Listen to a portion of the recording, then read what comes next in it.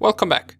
Before we proceed with scanning, I just want to give a basic overview of TCP and UDP protocol for anyone that is encountering it for the first time. We already mentioned what TCP and UDP are. They are two different protocols used for sending bits of data, or also known as packets. TCP and UDP are not the only protocols that are out there, however, they are the most widely used ones. Let's talk about TCP first. So TCP stands for Transmission Control Protocol, and it is the most commonly used protocol on the internet. When you load a web page, your computer is sending TCP packets to the web server address, asking it to send the web page to you. Then the web server responds by sending a stream of TCP packets, which your web browser stitches together to form the web page that you see. The same happens once you, for example, click on a link or sign in or post a comment. Your web browser sends TCP packets to the web server, and the server sends TCP packets back. However, TCP is not a one-way communication. The remote system sends packets back to acknowledge that it received your packets.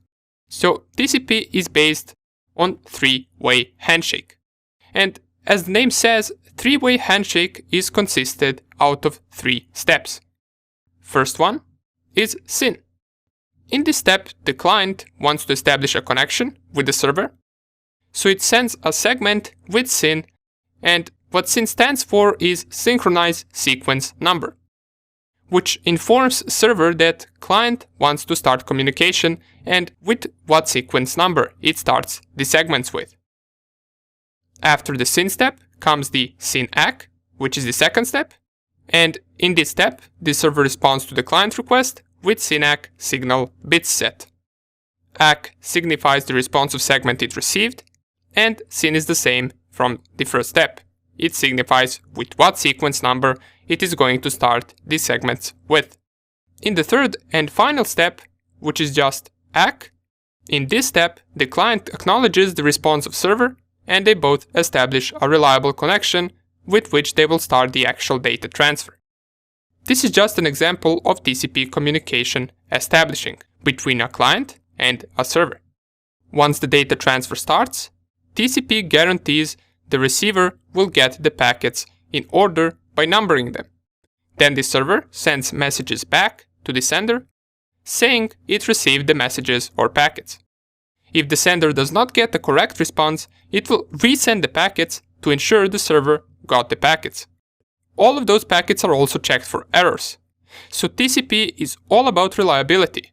Packets sent with TCP are tracked so no data is lost or corrupted in transit. That's why once you download a file, for example over the internet, your file is working once you run it on your machine, because it is being transferred with TCP. So all of the packets will reach their destination without any errors. UDP, on the other hand, stands for User Datagram Protocol. A datagram is the same thing as a packet of information, and UDP protocol works similarly to TCP, but it throws all the error checking stuff out. That's why UDP is much faster. It is used when speed is desirable and error correction is not necessary. For example, UDP is frequently used for live broadcasts and online games. That's why UDP doesn't really care whether packets received its destination, and it will not resend a packet if it didn't reach the other part. It will just continue sending other packets. You cannot ask for those missing packets again with UDP, and these are just the basics behind two most known protocols for communication. Even though many of you probably knew this already, it is good to have a refresher since we're going to need this knowledge once performing scanning. See you in the next video.